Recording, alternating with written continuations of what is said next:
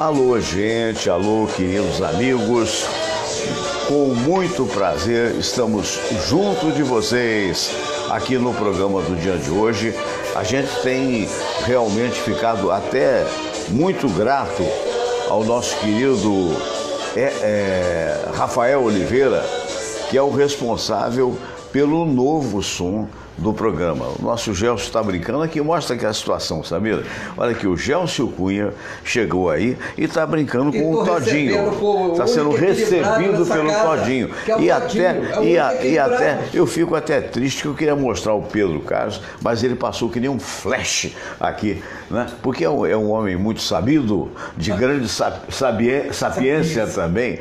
Ali está o nosso Pedro Carlos, Samira. Bom dia, Pedro. Por favor, Gelson, pode cruzar a câmera, não tem o menor. Não, só não pode pisar no fio.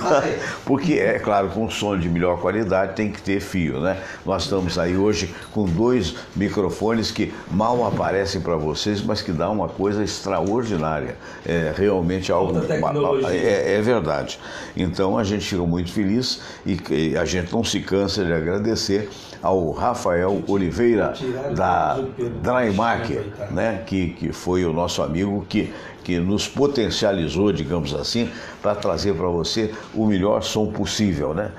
Eu não sou maestro, mas eu estou parecendo um maestro com esse cabelo aí, eu estava vendo aí, né? Agora, maestro aqui, sabe quem é? Não, esse é mestre, é diferente, é o Dr. Aibinder. Muito bom dia, Dr. Aibinder. Prazer estar aqui novamente. Seja bem-vindo aqui, sempre fico muito feliz com sua presença. Agora, o maestro, a gente pode dizer, é o nosso dedicado Gelson Cunha, um homem que toca piano como ninguém, rapaz. Sim. De vez em quando... ele tá, é o maestro dos maestros. De vez em quando ele está com a cabeça cheia, aí você diz assim, não, vou espairecer. Aí vai com o Diego Cunha, que é o filho dele, porque a Jaqueline está trabalhando lá com o Zeca Pagodinho, né? Vai para a Caixa Econômica Federal, onde tem um piano de cauda. Aí o cara toca Aquarela do Brasil, toca Vem Cá Meu Bem. Brasileirinho, você tocou no fone. Brasileirinho, levou um susto, né? Tem esse negócio de Vem Cá Meu Bem, eu não sei se... Deve haver, em algum lugar. Deve haver. Aliás, eu cheguei aqui, nós chegamos juntos, né? Eu e o professor Pedro, né? E ele veio, eu cheguei atrás de você, eu falei, não, segura aí. Eu sei que você está falando semanticamente, mas... É verdade. Semanticamente que eu estou falando, é verdade, né? Pode ter, para falar difícil, pode ter várias ilações. Não é mesmo? Meu Deus do céu. Essa coisa de semântica, ilações, isso aí com arroz e feijão é bom? Isso aí deve ser. Eu imagino que em algum lugar vai haver. Porque é aquela história, por exemplo, lá em Portugal tem tantas coisas diferentes quando a gente chega lá, né? Por exemplo, você quando a mãe olha assim e fala assim, vem cá meu puto, ela está chamando a criança, né? Então são coisas diferenciais e que para nós seria palavrão, lá não é, né? Até uma amiga nossa nos contou certa feita que ela riu muito lá, porque é completamente diferente. Aqui no Brasil, nós herdamos essa palavra bunda, né? Dos bundos, né? E aí ficou para mostrar os glúteos das afrodescendentes, que as pessoas falavam, olha, e aí ficou. Era da tribo Quibundos. Quibundos, bem lembrado. É verdade. E daí houve uma corruptela e chegou para Quibunda, né? Então, já em Portugal, não existe esse termo. Está começando a ver por causa da divulgação da Globo Internacional, né? Mas normalmente eles usam a expressão rabo, né? Então essa minha amiga, que é a Thaís Matarazzo, a quem eu mando um grande abraço, que está lá em São Paulo, da editora Matarazzo, estava em Portugal, pegou um ônibus, né, para ir num determinado lugar, e aí uma senhora falou assim, motorista, por favor, abra a porta que eu estou com o rabo preso. Uma situação meio desagradável. Olha, por falar nisso, eu queria, vou fazer o quê? Parabenizar, né, aos flamenguistas. A Samira é flamenguista, foi no Maracanã, ela foi com a irmã, com a Sandra também, que é flamenguista, e o Flamengo ganhou de 1-0. Deixa deixa ele latir, é que ele gosta de aparecer, mãe. Então acontece o seguinte, ele está te pedindo alguma coisa, é isso aí, quer que jogue a bolinha. Ele faz parte do programa, a turma sabe. Mas olha, foi um jogo tão chatinho, de coração. Eu fiquei vendo aqui, não é inveja não, porque o meu time nem técnico tem mais, quer dizer, demitiram o Jorginho. Eu acho até injustamente, porque dá tempo ao tempo para o cara fazer alguma coisa. Tem 10 jogos, né? 10 jogos, ele teve 4 vitórias, 5 derrotas e um empate. Uma pergunta que eu queria fazer para vocês que entendem de futebol. Faça. Não. O técnico é tanta rotatividade, tão rapidamente demitido, como é que ele tem uma indenização? Tem nada, às vezes não tem nem pagamento, dependendo do clube, não é? O caso... Mas não é por contrato? Tem, por contrato. Aí tem a rescisão de contrato, ele leva alguma coisa nessa rescisão. Sim, mas aí contesta judicialmente. É uma prática no futebol brasileiro. Mas você sabe disso. Você tem um contrato, né? Você tem um contrato de 1 ano. Se uma dessas partes aí romper antes do prazo de 1 ano, tem que pagar uma multa. Sim. Isso aí é... Perfeito, então, tem que pagar a multa. Só que essa multa, muitas das vezes, fica sub júdice. Eu vou dar um exemplo. Eu tenho um amigo aqui na rua, o Zé Carlos. Zé Carlos, um abraço para você. O Zé Carlos trabalhou comigo na época da Manchete. Eu tive a sorte de sair da Rede Manchete quando ela ainda não tinha falido. Então o que aconteceu? Eu recebi os direitos trabalhistas. A turma, na hora que faliu ou que ficou com problema, houve uma associação de ex-funcionários da Manchete no sentido de receber o pagamento. O Zé Carlos levou 10 anos para receber. Mas aí é diferente, a firma abriu falência, foi o que aconteceu com Santa Úrsula, é o que aconteceu com a Gama Filho, é diferente, mas ali não faliu, ali foi demissão. Sim, então vou te dar rompimento de contrato, né? Então vou te dar um exemplo. Existem hoje perto de 400 pessoas, de razões diversas, que estão contestando a Rádio Tupi do Rio de Janeiro. Até hoje, ninguém recebeu nada dessa contestação. Já vão 2 anos para 3 anos, mais ou menos. Então, o que acontece? Agora, recentemente, no site do Sindicato dos Radialistas, veio a informação que a emissora, ela propôs, e o judiciário aceitou, ou vice-versa, ou foi o judiciário que propôs, que ela tem, é o que está no site, ela tem de dívida 27 milhões de reais. E ela propôs pagar 150 mil por mês, alegando que mais do que isso abriria falência. E o judiciário aceitou. Então, a partir disso, o judiciário vai administrar. E vai administrar de que maneira? Vai pagar primeiro os mais antigos e, na verdade, em função dessa verba, numa dívida de 27 milhões, calcule quanto tempo vai dar para pagar isso. Tudo bem, Fernando, eu entendo, eu concordo com isso daí, eu estou entendendo o que você está falando. Entendeu? Mas é a razão do país, é a situação do país. Mas a questão ali, você romper um contrato, você pode até falar assim, eu não vou pagar agora, entra numa justiça e tudo mais. Mas o que o Luiz está colocando é isso, que se o técnico é demitido, ele tem direito a uma multa disso com daí. certeza. Mas há casos, e Gelson sabe isso, eu imagino que saiba, há casos de técnicos que estão há anos contestando. Isso aí conforme tem jogador também. O Romário você tem o direito, mas não leva. O Romário mesmo, ele parcelou, o Flamengo parcelou a dívida com o Romário e ele aceitou. Eu mesmo aceitei a do fundo de garantia parcelado. Mas é por isso que o Brasil está do jeito que está. Né? Porque acontece com os governos, que acontece com os clubes de futebol. Vai arrastando as dívidas, um passa para o outro, não acaba nunca. Só vai crescendo esse montante da dívida. A gente vai para um momento de oração, que é o momento que a gente tradicionalmente tem no programa. Depois eu volto com a seguinte pergunta para o nosso Luiz Aibinder, que seria motivo da minha abertura do dia de hoje, mas eu gosto tanto dos amigos que a gente já iniciou um mini debate que vai ser complementado logo após. Então a pergunta é a seguinte, porque houve um assassinato na Barra da Tijuca, da senhora Karina, uma corretora, ao lado do filho, o filho estava um pouco mais à frente, pessoal, a maioria deve ter visto na televisão, ou uma minoria expressiva, e na verdade essa senhora andava, de repente vem um sujeito e atira nela e imediatamente foge a passos largos. E daí a pergunta que eu quero fazer ao Aibinder é a seguinte: todo assassino necessariamente é um psicopata?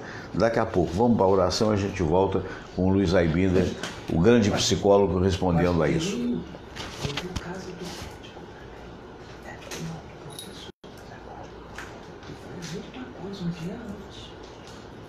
Vamos todos rezar a prece de Cáritas e depois a oração ecumênica que um dia Jesus nos ensinou. Deus nosso Pai, que sois todo poder e bondade, dai a força àqueles que passam pela provação. Dai a luz àquele que procura a verdade. Põe no coração do homem a compaixão e a caridade. Deus, dai ao viajor a estrela guia, ao aflito a consolação, ao doente o repouso. Pai, dai ao culpado o arrependimento, ao espírito a verdade, à criança o guia, ao órfão o pai. Senhor, que vossa bondade se estenda sobre tudo que criastes. Piedade, Senhor, para aqueles que não vos conhecem. Esperança para aqueles que sofrem. Que a vossa bondade permita aos Espíritos Consoladores derramarem por toda parte a paz, a esperança e a fé. Deus, um raio, uma faísca do vosso amor pode iluminar a terra. Deixai-nos beber nas fontes dessa bondade fecunda e infinita, e todas as lágrimas secarão, todas as dores se acalmarão. Um só coração, um só pensamento subirá até vós, como um grito de reconhecimento e de amor. Como Moisés sobre a montanha, nós vos esperamos com os braços abertos, ó bondade, ó beleza, ó perfeição. E queremos de alguma forma alcançar a vossa misericórdia. Deus, dai-nos a força de ajudar o progresso a fim de subirmos até vós. Dai-nos a caridade pura, dai-nos a fé e a razão, dai-nos a simplicidade que fará de nossas almas o espelho onde há de se refletir a vossa santa imagem.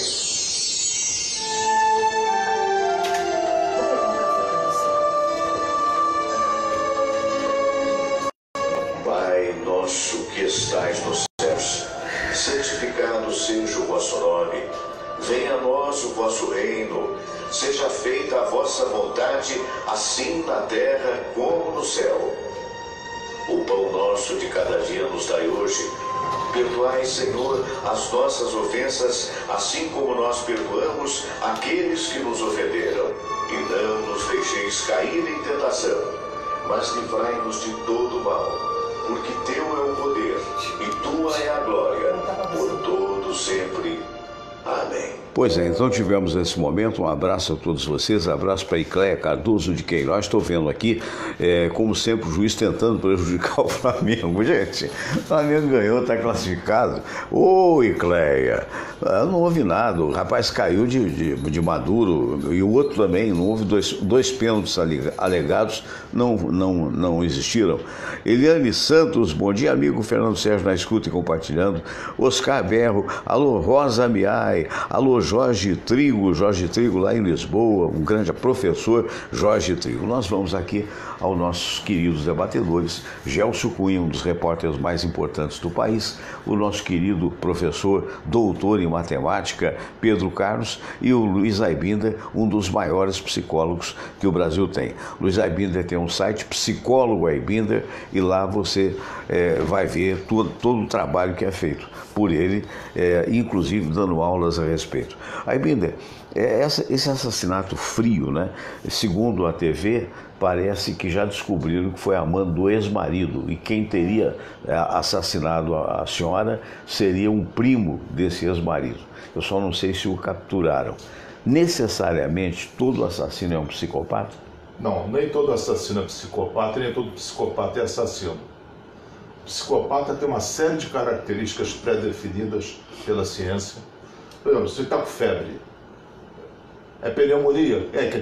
Quem tem febre pode estar com pneumonia, mas pode ter pneumonia sem febre, febre por outras razões. Enfim, o psicopata é um aspecto bem definido. Quem mata Você pode matar por impulso, uma briga de trânsito, alguma coisa, e não ser psicopata, não ter esse histórico. Certo. Você pode ser um grande político, como nós temos, psicopatas. Faz o mal, mas não tem um aspecto de violência física. Então é muito... O psicopata, a palavra psicopata virou um xingamento. Meu marido é psicopata, meu vizinho é psicopata, porque fez alguma coisa que desapontou a gente, nos contrariou. Mas a gente xinga o outro psicopata, tecnicamente uma expressão leviana. Psicopata tem uma série de características, já começa na infância, a criança já começa a maltratar animais, se envolve em brigas, tendências incendiárias, mente, rouba, sabe? Você já começa a ver em gestação aquele psicopata. Nessa fase é chamado transtorno... Esqueci, me deu branco agora. É uma espécie de transtorno. É um transtorno na infância. O que é obsessivo? Não. Na infância, até 18 anos, é transtorno de conduta, lembrei. Sim. Transtorno de conduta, vai até os 18 anos. No dia que o monstrinho faz 18 anos, canta parabéns, ele se transforma em psicopata. Porque é uma questão de legal, de não definir. Você é menor de idade, não pode ser chamado psicopata. Não pode. Quando faz 18 anos, e o psicopata também já não é mais o termo. O termo científico hoje é transtorno de personalidade antissocial. Certo. A gente confunde o antissocial, fala assim, porque tu não gosta de badalação, né? Você fala, eu sou antissocial, eu gosto de festa. Mas o antissocial é porque é contra a sociedade. Ele adora agitação, viciado em adrenalina e tudo. Então tem vários políticos psicopatas. Tem, muitos. São níveis, né? Gelson. Quem tem de psicologia, doutor vai vir, né? Agora, no dia a dia nosso de repórter, ele verifica o seguinte: um bandido sanguinário mata, aí o advogado já está acostumado, aí logo alega que ele é doente mental. Psicopata, em outras palavras, é doente mental. Entendeu? Agora, não é doente mental para fazer o que ele fez. Para matar, para roubar um celular, para roubar um dinheiro, para roubar um carro, como aconteceu ontem na Marechal Rondon, durante o jogo do Flamengo. Um negócio terrível, entendeu? Então aí, ele não rasga dinheiro. Psicopata não rasga dinheiro, se der um bolo de dinheiro para ele, né? Um maço de dólar, um maço de real, ele vai rasgar. Agora o advogado já entra com essa, de que é psicopata, é doente mental. A coisa não é tão simples assim. Primeiro, essa coisa que maluco rasga dinheiro é um mito, não existe isso. Pode ter um ou outro, mas é muito raro. Falei que não rasga. Eu sei, mas é baseado na expressão, se fosse maluco rasgava dinheiro. Eu só vi um maluco até hoje queimar dinheiro, mas nunca vi rasgar, pelo contrário. Maluco de hospício, inclusive, é pão duro.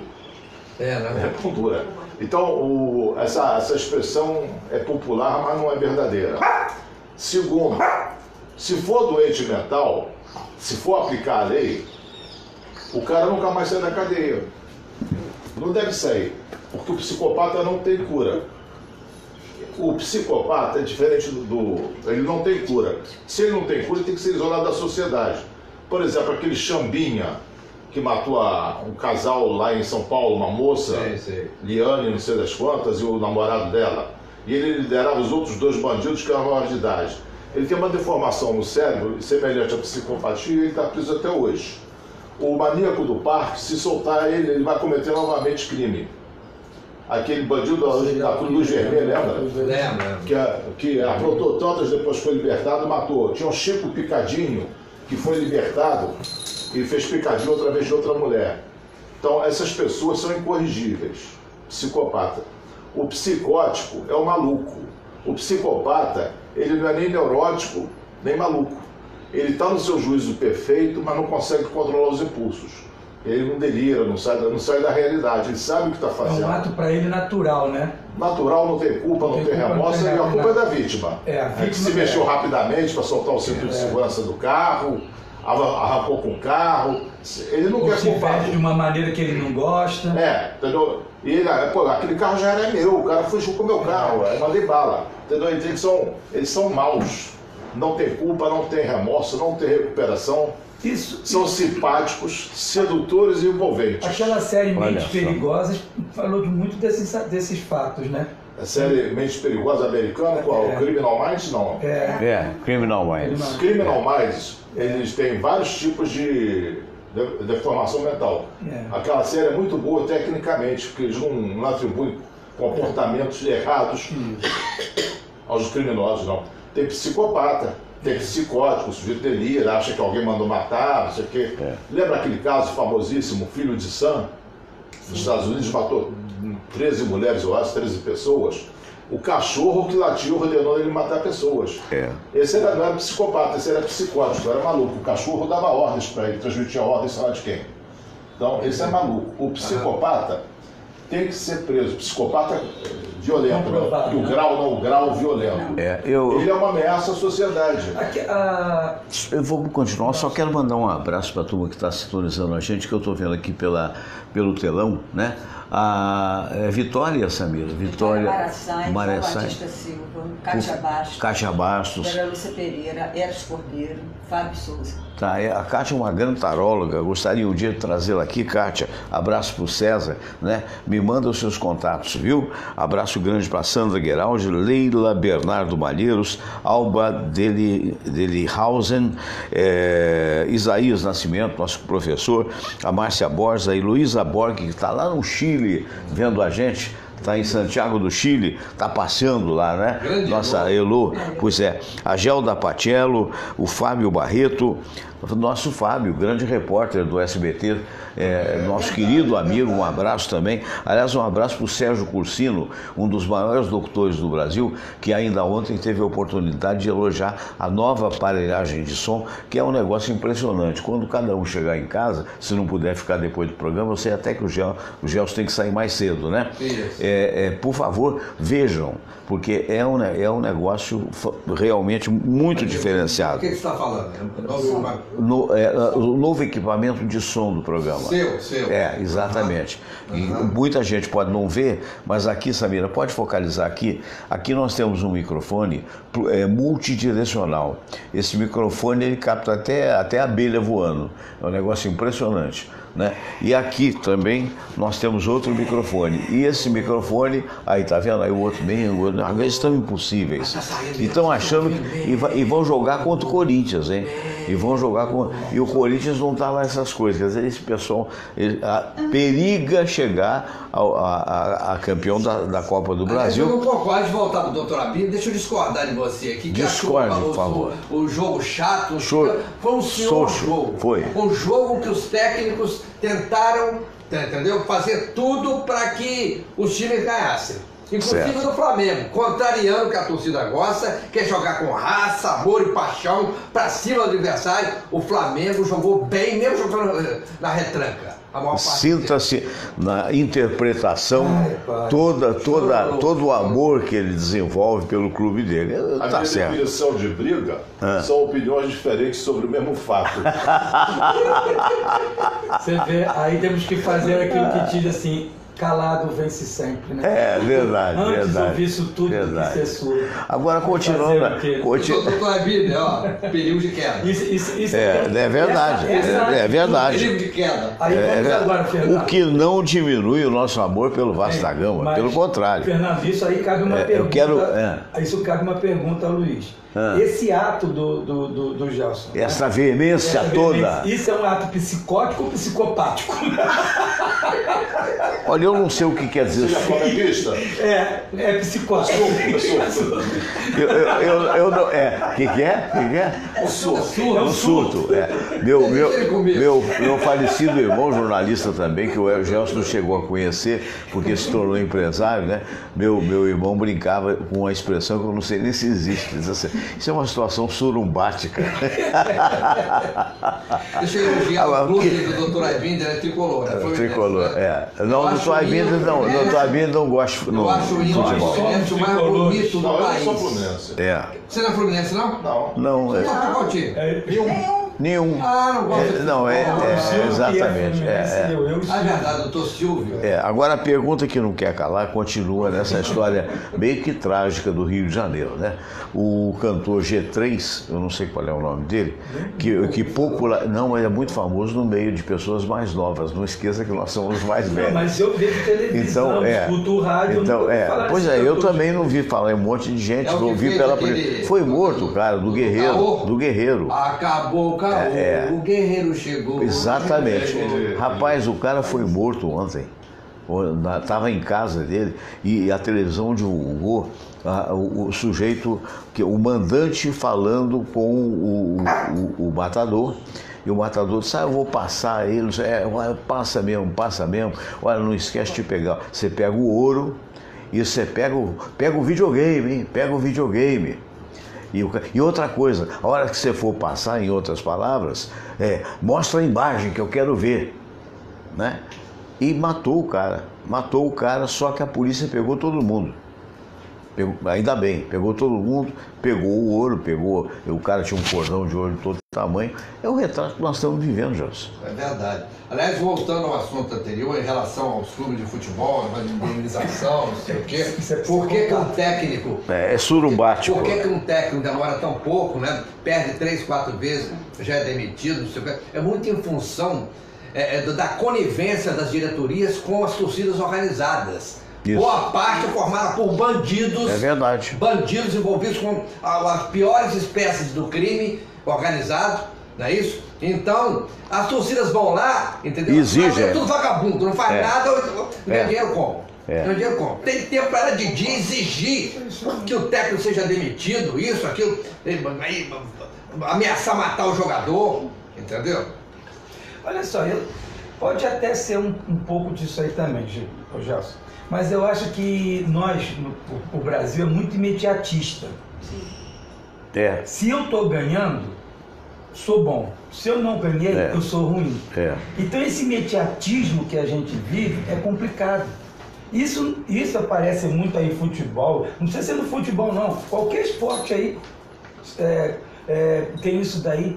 Então você não tem um planejamento de longo prazo. Não tem. Você pega um camarada aí, vamos botar assim, um campeonato estadual, que é o mais curto de todos, né?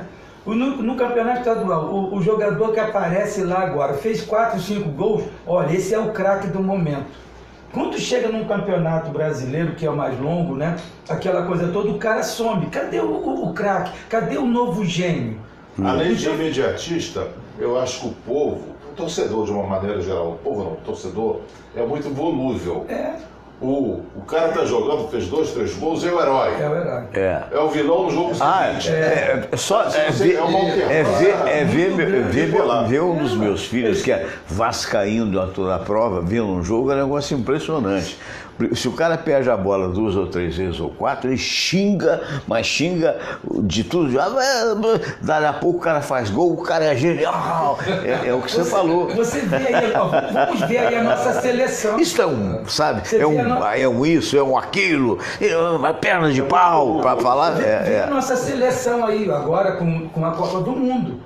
Os jogos que ganharam, a nossa seleção está jogando, está fazendo isso. Não, quando a seleção perdeu, tá vendo? Por que não perdeu um jogo na classificação? Tinha que perder logo agora, mas também o cara não fez isso, não fez aquilo. Peraí. O Neymar vai de herói, Qual a semelhança entre o Neymar e o Vasco? Não faço ideia. Vem piada.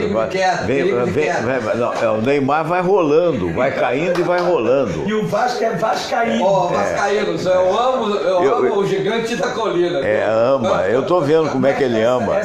Eu tô vendo. Esse imediatismo, essa volubilidade que existe no esporte de uma forma geral, isso dá em qualquer que seja a área de trabalho.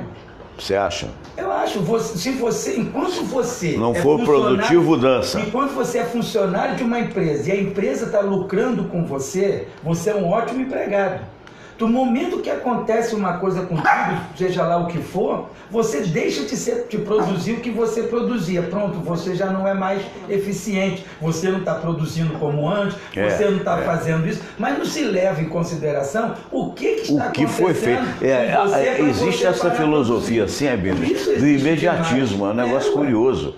Não é mesmo? Existe mesmo. Você é meu amigo enquanto você é. Nós não falamos de psicopata anteriormente. O psicopata, ele é incapaz de renunciar ao prazer a curto prazo. Certo. Eu quero tudo agora e dane-se. A pessoa amadurecida é capaz de adiar a gratificação. Você faz não sei quantos anos de faculdade, mestrado, doutorado, para ter aquela gratificação. Nesse período todo você abriu mão de muitos prazeres, dormir até tarde, ir à praia, ir para farra, para conseguir um ganho lá na frente. Eu digo para os meus filhos, dizia para os meus filhos que já estão adultos e bem encaminhados nesse setor, e para os meus clientes, certo. Eu digo, ou você paga agora para brincar depois, ou brinca agora para pagar depois. Para pagar, pagar depois muito bom. Caro, igual cartão de crédito. Muito bom. A pessoa é imediatista. É verdade. Ela pega o cartão de crédito e detona. Depois vai se ver toda enrolada. A pessoa sensata que pode adiar a gratificação, não, eu vou juntar o dinheiro e quando eu comprar isso, eu vou ter desconto. Doutor Luiz Arlindo, Pedro, Samira, Todinho está participando, Nós somos coadjuvantes. Você sabe que eu tenho um filho que tem síndrome de X frágil. É uma síndrome muito pouco conhecida, inclusive dos neurologistas, que me desculpem, né? Vocês precisam estudar mais essa questão. Um índice muito pequeno de neurologistas conhece essa síndrome, não é?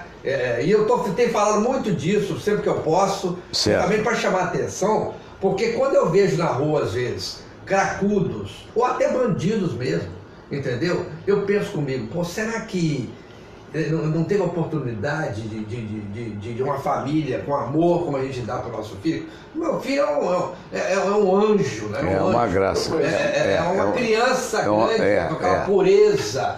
Agora, será que alguém que tem uma síndrome de X frágil, que é um cromossomo a menos, que bloqueia a intelectualidade para algumas coisas, que não gosta, ele tem preguiça de estudar, então não vai aprender a ler e escrever, não vai aprender, então dificulta, não tem acesso ao mercado de trabalho porque não tem um diploma básico.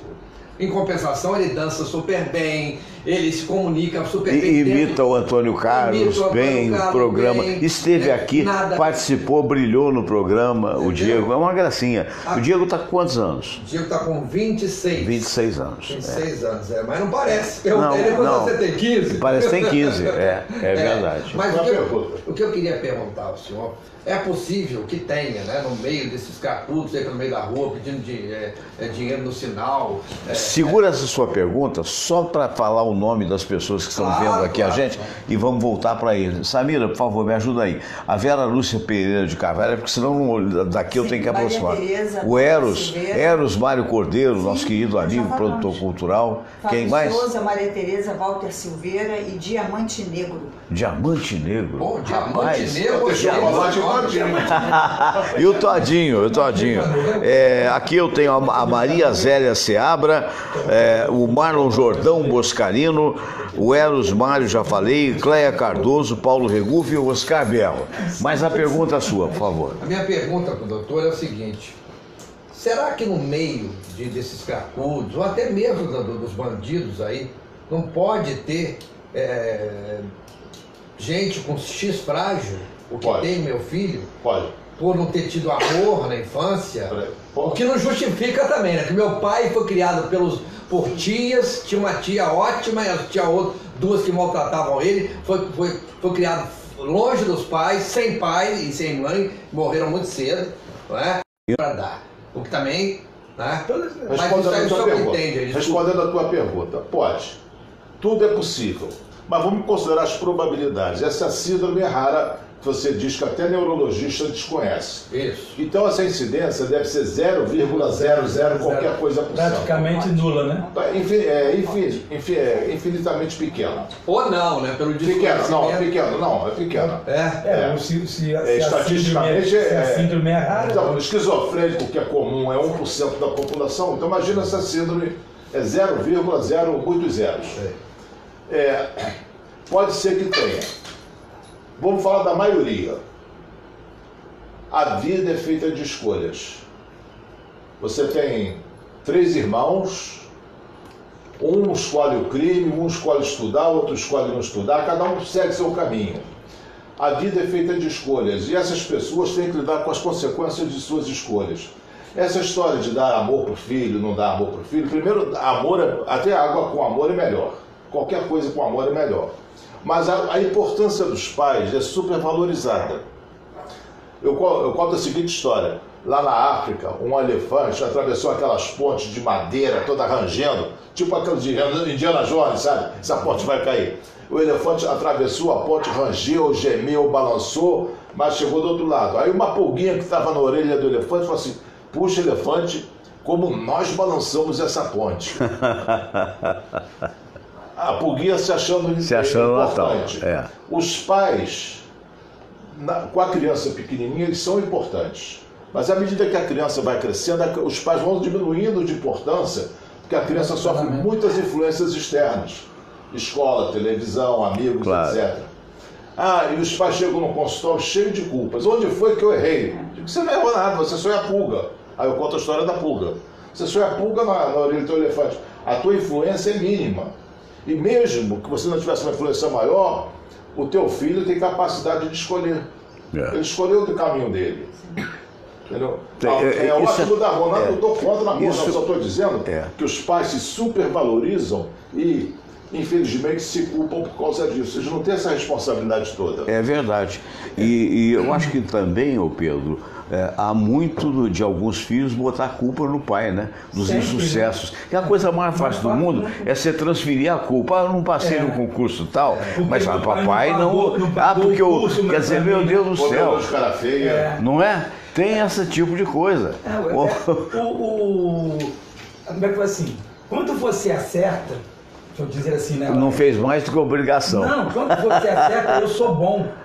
Sim, tá vendo? Sim. Como é que eu sei fazer, como é que eu sou isso, como é que eu sou aquilo. Quando eu erro, tá vendo, já você me atrapalhou a fazer isso. Se você não tivesse chegado, não tivesse dito aquilo, eu não tinha errado, eu não tinha feito isso. Nos casais, olha o que teu filho fez. Na hora da briga, né? Não, quando o filho faz uma coisa errada, olha o que teu filho fez. É sempre assim, né? O outro é muito mais fácil, né? Você transfere. A pessoa que gosta de mudança é o neném com a fralda suja. É mais fácil você culpar os outros para você mudar. Aliás, tem uma outra frase interessante mesmo, que os políticos devem ser mudados de quando em quando pelos mesmos motivos daí que se muda uma fralda de uma criança. A frase eu não sei se é bem essa, mas é da essa. Essa é do essa. Quer dizer, é um negócio, né? Na verdade. Agora, essa coisa do crime, que eu voltando à história do G3, falei, meu Deus do céu, né? A que ponto se chega, né? O cara, eu quero ver, você passa o cara, é isso mesmo, eu vou atirar e tal, eu quero ver na imagem, eu quero ver. Quer dizer, que absurdo, né? Aí, Fernando, eu vejo assim, é a facilidade de você obter as coisas. Como é que eu vou obter o cargo que você ocupa? Como é que eu vou estar na função que você está? Se eu não for pela competência, eu vou arrumar um meio de fazer uma trapaça. Seria pela violência? Eu vou arrumar uma trapaça, que é uma violência também, para poder te tirar dali e ocupar o seu lugar. Se essa trapaça não der certo, eu parto para o ponto mais ridículo que seja, né? Sei. Te mato. Agora, e eu ocupo o seu espaço. Um pouco do que aconteceu, você falou da corretora lá na Barra. Da senhora. O que aconteceu terça-feira com aquele professor. Professor na Barra também. Na Barra também. Diferentes. Sim, mas... Resultado e morte, mas a motivações são diferentes. Mas eu assim, o que leva uma pessoa a chegar a esse extremo? Por quê? O que eu quero com aquilo ali? Pode ser ódio da mulher. O bandido é um acidente de trabalho. Então, vou dizer, o ato de matar tem muitas motivações diferentes. Então, assim, o policial que mata o bandido, ele legítima defesa. A coisa assim é eu chegar para você sem eu te conhecer, conforme os dois casos. Eu não sei quem é você, simplesmente eu fui mandado para te matar. É teu trabalho. Passa nessa cabeça. Se você é um pistoleiro, é teu trabalho. Mas vai ter tanta frieza assim. Agora, eu queria que o Gelson respondesse uma coisa, repórter de muitos anos. Ô Gelson, o que me impressiona nessa história toda é que ainda agorinha, quando vocês estavam para chegar aqui, eu estava vendo o noticiário da TV Globo, aliás, um bom noticiário, o Bom Dia Brasil. E não, teve o Bom Dia Rio e depois o Bom Dia Brasil mesmo. Bom Dia Brasil mesmo. Eu não sei, foi num ou no outro. Foi num ou no outro. E de repente aparece o general comandante da segurança que é o segundo em escalão, que agora eu esqueci o nome, né? Dizendo que a intervenção está cumprindo a sua finalidade. Foi no General Richard. No Bom Dia Rio, né? Dizendo que não, que está cumprindo, que a violência teria diminuído estatisticamente. E a repórter, a Globo, não é tão direta quanto nós somos aqui. Ela vai mais suavemente, mas mostra para bom entendedor que meia palavra basta. Logo após veio aquela menina que você colocou, que hoje é uma estrela do noticiário, Ana Paula Araújo. Foi quando o nosso querido Gelson era chefe da CBN, né? O Francisco Barbosa trouxe a Ana Paula Araújo de Juiz de Fora. Não é? E você falou, olha, quero uma vaga aqui e tal, fazer um teste. Ele olhou para ela, não, teste não, deu na mão dela um gravador, vai trabalhar. E hoje essa estrela da Globo. Então acho que foi a Ana Paula que entrou comentando, logo após o general falar, comentando que essa não é a impressão que a população tem. Eu queria saber qual é a impressão que você vê no dia a dia quando você está na rua. Se foi a Ana Paula, não, porque eu não assisti, eu concordo com ela. De fato, pelo contrário, né? Pelo contrário. Essa intervenção aí, parece que a coisa desgringolou. Desandou. Juntou aí o ódio que os bandidos têm da polícia, não sei o quê, né? E o erro dos direitos humanos e dos que defendem os direitos humanos só da bandidagem, não defende do policial. Tudo tá uma confusão danada. Agora, eu estava na escola de magistratura judiciária de lei eleitoral, uma escola criada recentemente lá no Tribunal Eleitoral, e assistindo a palestra do general, que é o secretário de Segurança. Richard, isso mesmo. Secretário de Segurança. Isso. Né? E depois de duas de bigodinho, né? feitas por um jornalista antigo que estava desempregado, mas está voltando para o meio aí, um colega nosso querido, né? De várias emissoras de rádio e jornais também. Depois de duas perguntas perfeitas que ele fez, né? Mais ou menos o que a gente está discutindo aqui, o general respondeu muito bem, né? Naquele estilo militar, né? Entrou um repórter da Globo News, você sente que aquela pergunta que veio da televisão, né? Pedindo para ele falar o que ele já tinha falado.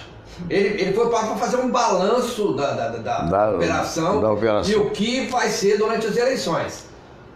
Destacando, inclusive, que até agora, inclusive o presidente do TRE, Fonseca Passos, Barrador Fonseca Passos, destacando que, felizmente, ele até fez o sinal da cruz, né, graças a Deus, né, até agora não houve nenhum problema em relação à bandidagem com a justiça eleitoral, né, continue assim. Aí o repórter da Globo News, né, perguntou o que o general tinha acabado de falar, ele perguntou, tá, que ele chegou atrasado, e logo depois ele fez uma pergunta, aquela pergunta encomendada, questão da Marielle. Nada contra a Marielle, um crime que chocou o mundo, mas foi transformado numa bandeira política. Sim.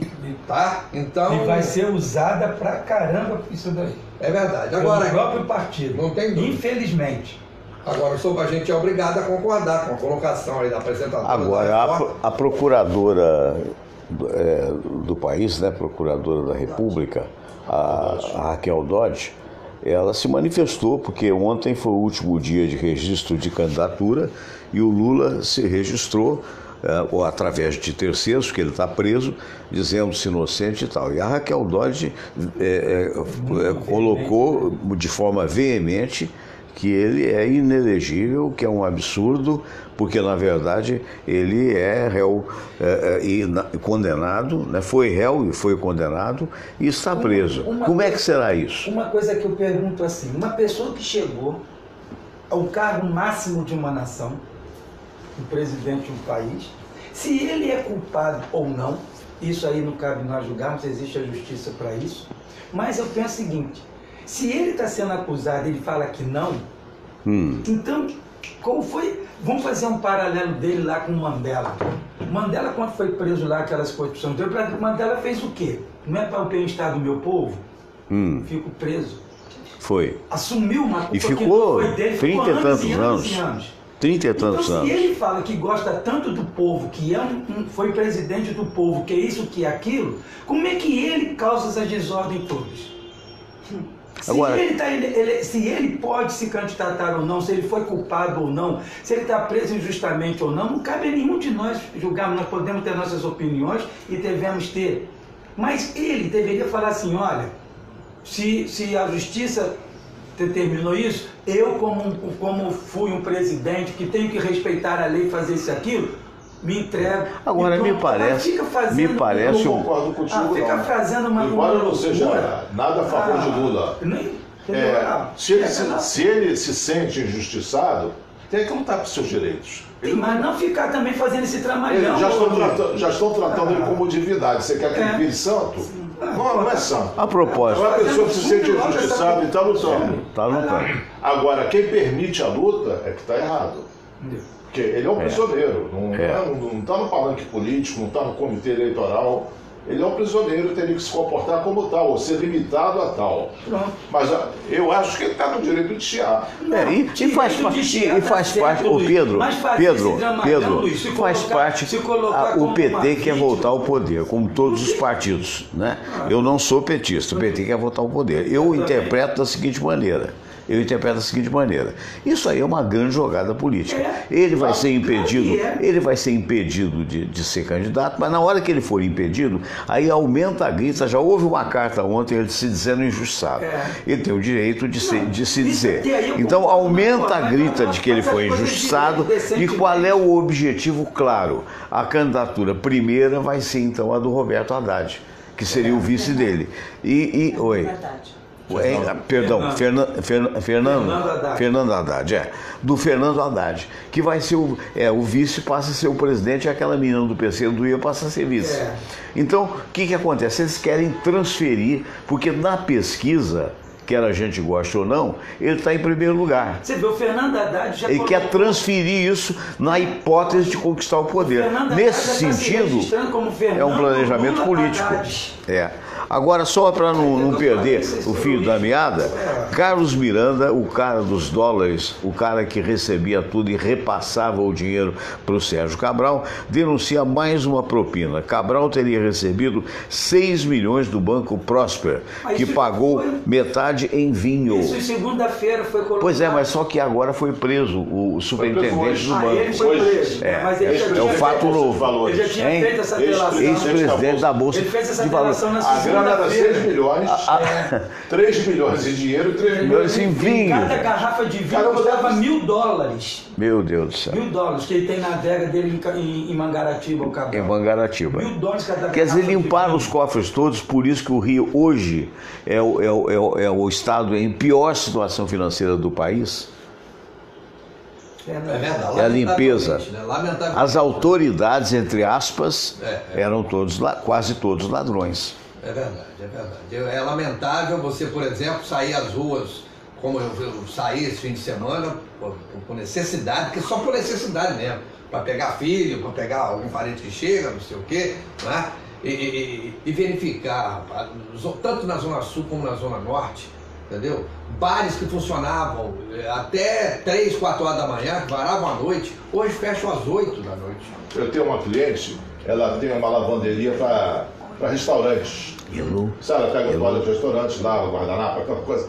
Ela tinha não sei quantos empregados, ficou reduzido a 1/3 do número de empregados, que os restaurantes estão faturando menos. Então, tem menos clientes no restaurante, isso reduz o número de toalhas a serem lavadas.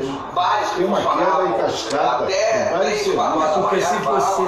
Porque se você cria um problema numa área, aquilo você tem suas consequências. Se o bar reduz o seu horário de funcionamento, o bar tem que ter alimento, tem que ter o refrigerante, a cerveja, a questão de garçom. Então você vai criando uma série de economia que isso gera um desemprego em cadeia. Isso é o antagônico agora, tolerância zero. A Samira me avisou, a jornalista, nossa amiga da Roquete Pinto, que foi minha colega na Band, trabalhou com a gente na Globo, né? A Elo, lá de Santiago, está dizendo... a Heloísa Borg. Está dizendo, bom dia, bom programa por aqui em Santiago do Chile, o turista é tranquilizado. Dizem para nós que todos falam ao celular na rua sem qualquer perigo. Dizem que não tem assalto. Alertam só para punguistas. Ontem foi feriado aqui, as pessoas vão para os parques sem medo de assalto. É apenas uma observação. Abraço para vocês, Ramiro. Obrigado, Elô. Aqui também, isso eu recebi em Portugal. Mas aqui também nós vamos para o parque sem medo de assalto. Porque a gente já sabe que vai ser roubado mesmo, a gente não tem mais medo. Mas tem. Mas tirando a... Sei, Sabe, eu fui jantar com meus filhos. Né, sei. Que, né, no domingo não dava para reunir os dois. Certo. Já está na Cor de Bonfim, nós moramos na Tijuca. Aí, como na Cor de Bonfim é difícil estacionar, teria que estacionar nas ruas laterais. Eu digo, vamos de táxi. Tá vendo? Você não quer entrar, não quero que meus filhos entrem numa rua secundária para pegar o carro, deixar o carro. Olha... Não, mas é verdade. É verdade. Outro dia eu passei na Praça das Penas, sábado, 7, 8 horas da noite. Aí eu me lembrei do que era a Praça das Penas, deu uma tristeza. Segunda-feira... Isabel... 28 de setembro. Gente, mas se você... Segunda-feira, 7 horas da noite, eu estava indo para uma reunião aqui na Pereira Nunes, né? E passando aqui na Almirante Cochrane ali, tem aqueles 2 pontos de ônibus, né, na rua, na Visconde Figueiredo, ali na estrada Visconde Figueiredo. O rapaz estava lá esperando o ônibus, que tem o ponto de ônibus, tem até uma luz lá, aquela coisa toda, o rapaz esperando o ônibus. Ele faz o sinal para o ônibus. Quando o ônibus vem parar, aparece 3 pivetes. Não deixa o cara entrar, pega a bolsa dele, leva as coisas e sai. Você chegou a ver isso? Vi. Onde, que lugar? Aqui na Visconde Figueiredo. Visconde Figueiredo. Na Grande Tijuca. Na Grande Tijuca, sim. Aí 7 horas da noite. E o cara fez sinal pro ônibus. E você vai fazer o quê? Não pode fazer nada, né? E, não é? Sábado de manhã, você atravessa a Praça das Penas comigo? Eu atravesso. Sábado de manhã, sol, movimento. Aquela feirinha que tem ali é o maior perigo que tem. Hoje em dia, ali no entorno. E aí vem uma outra circunstância que eu sou, não sei qual é a opinião de vocês, mas eu sou favorável da diminuição da responsabilidade penal para menores. Eu acho que não é nem porque é um absurdo. É responsabilidade. Esquece a idade. Você cometeu o crime. Sim, acabou. Exatamente. O crime é como é nos Estados Unidos, não é? Você não onde tem idade, não importa se for com 8 anos de idade ou 10 anos de idade. Se houve dolo, efetivamente a pessoa é punida. O crime é esse, é um crime horrível. O nosso Gelson vai despedir porque ele tem, embora tenha mais uns 10 minutos de programa. Mas você não falou quem te deu essa gravata hoje? Quem me deu essa gravata, você não vai acreditar. Mas foi Heloísa Borg. É mesmo? Olha só, rapaz. Heloísa Borg. Alô, Elô! Parece até brincadeira, né, Lô? É mesmo, que bacana. Ela diante da gravata tem uma dedicatória. Falar em dedicatória, Samira, pega esse livro aí. Eu tô louco para ler. Ontem eu tive um amigo querido, desde a época de infância, o Sildinei Peracino do Amaral, que veio lá de Ouro Branco, Minas Gerais. Ele é juiz forano, mas foi um dos diretores da Aço Minas e me trouxe esse livro, disse que é muito bom. E eu ainda não tinha oportunidade de ler, viu? Vou ler. O Monge que Vendeu a Sua Ferrari. É um best-seller de autoria do Robin Sharma. E as mulheres acharam o Sharma muito charmoso. Inclusive a minha mulher, meu Deus do céu. É igual a mim. Exatamente. Lembra daquela música? Dos carecas que elas gostam mais? Olha só, acho que é um processo de transitividade aí. Né? Você falou que o cara era bonito e, inclusive, a Samira também achou. O cara bonito. Aí esse fala, porque ele é careca e eu também. Quer dizer, ele está se achando charmoso?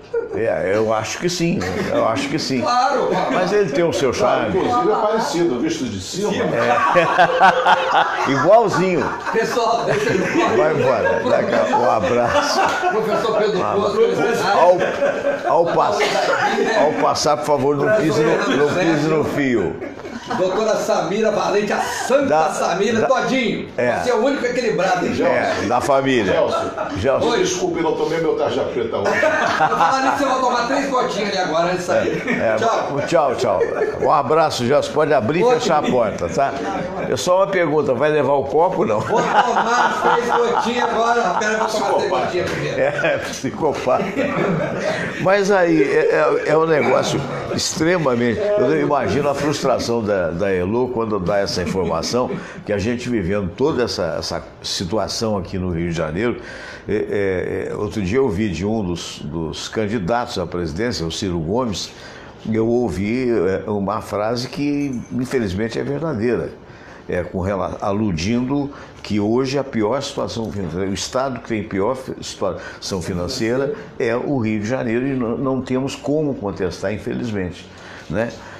Isso não tem a ver com propaganda política, né? Tem uma realidade muito grande, enorme, né? Meu Deus do céu, enorme. Agora, para mudar uma coisa dessa, como é que muda? Muito pouco explorada a parte de indústria, muito pouco explorada a parte agropecuária, muito pouco explorado o turismo. O turismo, quer dizer, né? Portugal tem mais turismo que o Brasil. Muito. Você se lembra, há alguns anos atrás, nós tínhamos aquelas como é que chamava? Jardineiras, né? Que eram os ônibus especiais. Houve essa preocupação, né? Porque era uma coisa mais para turista. Hoje tem uns jipes aí, uma pessoa já... Tem um ônibus de 2 andares também. Tem ainda? Tem sightseeing. Você vê que nem mesmo o carioca, acho engraçado isso. O carioca, assim, nós não olhamos, né? Vamos colocar assim um pouco de uma forma geral. Nós não olhamos a nossa cidade como uma cidade praiana. Você fala assim, eu vou para a região dos lagos, para a praia, vou para a região Tianga, né, que é Costa Verde, que é praia. Nós não conseguimos olhar a cidade Rio de Janeiro como uma cidade turística e uma cidade praiana. Eu vou para Cancún. Né? Vou para Cancún. Ou seja, nem nós mesmos do Rio, que aí já entra aquelas outras questões que já foram colocadas aqui, violência e tudo mais, que nós vivemos isso tudo, nem nós mesmos conseguimos usufruir o turismo que a cidade tem. Os pontos turísticos da cidade. Não, hoje razões diversas. Hoje, eu coloquei por todos os pontos que nós já colocamos aqui. Tem vaidade, ego, necessidade de autoafirmação. Eu tenho uma tese que eu acho que talvez o Rio é tão bonito do ponto de vista topográfico, né? A beleza do Rio de Janeiro, por exemplo, Pão de Açúcar, né? O Corcovado e tal, que eu acho que as pessoas... Você vê, tem praças no Rio de Janeiro que ninguém usa. Que coisa, né? Lá nos Estados Unidos as pessoas têm o hábito de comer sanduíche na praça, essa coisa... Argentina mesmo. E você vê que está tudo assim. Quer dizer, falta o poder público, ser poder público, né? Divulgar a cidade para os próprios moradores. Eles levaram pessoas a prejuízos quando começaram a fazer esse negócio de fast truck. Aí as pessoas compraram os veículos, se prepararam para isso e estão proibidas. Naquela Praça Xavier de Brito, ali no final da Maracanã, tinha a Praça dos Cavalinhos, tinha food truck. Então, tudo eu quero dar, até você me lembrou um fato, eu quero ainda convidar a todos que possam comparecer no terraço do Plaza Shopping, que o Marcelo Piuí, que é um dos maiores promoters do Rio de Niterói, e por sinal é meu filho, né? Ele está fazendo, é um Javal oficial, ele está fazendo um trabalho muito bonito lá. Eu talvez estivesse aqui, eu vou ter no Instagram, milhares de pessoas estão indo às festas que o Piuí faz. O Piuí é apelido, porque quando era garoto ele parecia com um personagem dos desenhos animados, que era o Piuí. E aí ficou, ele falou, papai, eu detestava, o apelido acabou pegando, e pegou de tal maneira que ficou Marcelo Piuí. Ele é um promotor de muitos anos, então ele está fazendo esse trabalho lá em Niterói até domingo, quer dizer, já tem 2 semanas, a pessoa entra, tem show, tem palco, tem food truck, tem um monte de food truck que lá é permitido, né? E aqui no Rio de Janeiro você disse que houve esse prejuízo. Né? Onde eles estão agora, quando ficaram no lugar fixo, é ali no Extra da Marise Barros. Sei. Né? Eles estão ali, então chega sexta, sábado, domingo, eles fazem lá, né, as atividades e tudo mais. Mas não era esse espírito da coisa. Não é esse espírito, engraçado, Samira, olha só, nós tiramos foto aqui onde a Elô tirou, né? No Vale Nevado. Tá vendo? Ela tirou num bondinho lá no alto. Nós somos a 3.000 e tantos metros de altura no Vale Nevado, quando eu era suficientemente maluco, mas na verdade foi bom. Ela só falou assim: Fernando, você não mencionou as 61 curvas numeradas para chegar ao Vale Nevado no Chile. São 61 curvas que você chega lá em cima. É espetacular, né, Elô? É espetacular. Gente, é uma pena. Estamos chegando ao final do programa do dia de hoje. Meu caro Pedro, mestre Pedro Carlos, nosso querido amigo de tantos anos, né? Então, qual seria, nas palavras finais suas, a solução para transformar o Rio de Janeiro numa cidade mais tranquila para os seus moradores e para os turistas? Nós assumimos que nós somos carioca e temos que ir para a rua, ocupar os espaços. Se os espaços ficam ociosos, se nós deixamos os espaços ociosos, eles vão tomar conta. Então nós perdemos nossos espaços. Então vamos ocupar novamente os nossos espaços. Aí nós temos o direito de exigir uma segurança, um isso ou aquilo. Exigir mesmo, né? Exigir mesmo, mas nós só podemos exigir ocupando esses espaços. Né? Inclusive sem essa ocupação nós não temos. Se pensar assim, existe o roubo, né, na Avenida Atlântica, na Nossa de Copacabana, Vieira Solto, Elfim Moreira, existe, a molecada, a pivetada, existe. Mas os moradores de lá deixam-te ir às praias? Muitos não. Deixam-te fazer? Não. E o que acaba acontecendo? Você tem muito mais segurança lá do que numa Zona Norte. Então eles ocupam, eles brigam, eles exigem. Nós temos que fazer a mesma coisa. Em Tijuca, Meia, Madureira, Santa Cruz, Campo Grande, fazer a mesma coisa. Eu sei que isso é complicado, eu sei que isso é difícil, mas nós temos que ocupar, nós temos que fazer isso. Entendeu? Tomar aquilo que é nosso. Né? E não permitir. E não permitir que o outro ocupe. O principal é não permitir. Meu caro Aibinder... A minha orientação é contrária. Nós temos que exigir segurança para podermos ocupar a praça pública. É verdade. Se você for na Vida Copacabana qualquer dia da semana à noite, está deserta. Nossa. O povo não está ocupando. É impressionante. Só para te corroborar o que você está falando, certa feita eu fui com a Samira no Baden Powell, aquele sala de espetáculos Baden Powell. Né? Fui ver um show até da Marion Duarte. Né? Então, rapaz, eu há muito tempo não ia no Copacabana à noite. E o Teatro Baden Powell, ele fica ali pertinho do Copacabana Palace, na Avenida Copacabana. Não havia viva alma às 7 horas da noite. São poucas pessoas. Passavam, hein? Dá medo. Dá medo. E quando acabou o show, a gente foi acompanhando a Sueli Loureiro, a que eu mando um grande abraço, que ela ia pegar o metrô. Então, a gente ia de Uber. Então, nós fomos dar a volta para pegar o metrô. Eu falei, meu Deus do céu. É isso que o Aibinder estava falando. Mas eu sei que tem esse esvaziamento, mas nós temos que ocupar. Eu acho que se é uma coisa assim, Luiz, que a gente estava falando, eu tenho que esperar o outro fazer para eu poder fazer. Não. Então, eu tenho que assim, então tá, vamos ter a segurança para eu poder ir. Quanto é que vai ter essa segurança? Quando a gente votar bem. Quando a gente votar bem. Aí é outro departamento, né?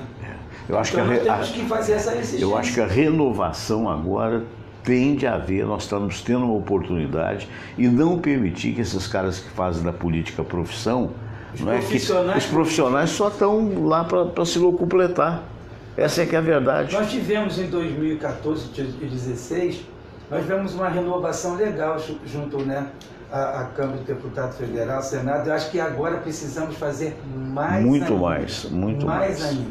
Todas essas pessoas, deveria ser assim, não sei, acho que a Constituição teve que mudar, mas você pode ter no máximo 2 mandatos, acabou. Deveria ser isso. No máximo 2 mandatos. Eu imagino. É o que já fizeram com o Executivo. Você não pode ter reeleição. Então isso já deixa a pessoa o quê? Apreensiva. Se eu não fizer um bom governo, terminou o meu mandato, daqui a 4 anos eu não vou poder me candidatar de novo, porque eu vou ser lembrado de tudo que eu fiz errado. Então isso tem que acontecer com o Legislativo também. Acaba a reeleição para todos. Eu sou favorável a isso. Todo mundo vai ter que trabalhar direito. É verdade. Quero agradecer, bom dia para você, muito obrigado. Né? Nosso querido Luiz Aybinder, psicólogo dos mais qualificados, doutor Luiz Aybinder. Aybinder, as pessoas que quiserem saber mais de ti, como faz? Como fazer? Entrar no site Psicólogo Aybinder, tem meu consultório, tem meus trabalhos lá, meus cursos, tá? Todas as informações necessárias estão lá. Psicólogo Aybinder. Muito bem, então eu vou contar um caos do rádio para terminar no dia de hoje. Há muitos anos atrás, quando eu fiz estágio de jornalismo na Rádio Itatiaia de Belo Horizonte, isso acho que nem Manel Carneiro há de lembrar, que é o diretor-presidente de lá, porque eu também não era ninguém, era apenas um rapazinho que estava fazendo estágio com o Zelino de Souza Barros, que até hoje está lá, que era o chefe de jornalismo. Naquela época eu passei um ano, no ano de 1969, em Belo Horizonte, na casa da minha tia Zezé, tadinha, que hoje já está com o Papai do Céu. Muito bem, então nesse estágio, na ausência de trabalho num dia e tal, eu fui ver um programa na TV Itacolomi, e no auditório da Rádio Guarani. Então eu estava naquele auditório, programa do Seu Pereira, me lembro bem, e de repente havia um patrocínio, o patrocínio era de Colinos, é uma pasta de dente que muitos não conhecem hoje, né? Porque não existe mais, mas naquela época havia. E o slogan da pasta de dente era viva a vida com Colinos, né? Então tinha o quê? O palco, havia um praticável. O que é um praticável? É, na verdade, algo de madeira que carregava uma digamos assim, janela de veneziana, cujo objetivo era a mocinha que fazia a propaganda, abria a janela e dizia, viva a vida com Colinos. Uma moça muito bonitinha e tal. Então, num determinado momento, o Seu Pereira, que era o apresentador, acabou uma música e tal. Olha, vamos à mensagem dos nossos patrocinadores. Aí a mocinha fez que abria a janela. Só que o praticável, que como era apenas uma janela e no entorno tinha madeira, o contra-regra havia esquecido de pregar aquilo. Quando a moça falou, pá! A mulher caiu, tadinha. Caiu em cima do piano, por sorte. Teve escoriações, mas seguiu em frente, coisas da vida. Um abraço grande para vocês, fiquem com Deus. Amanhã tem programa assim, amanhã sexta-feira, nós teremos aqui vários convidados também e eu espero que você esteja com a gente. Um feliz dia, namastê.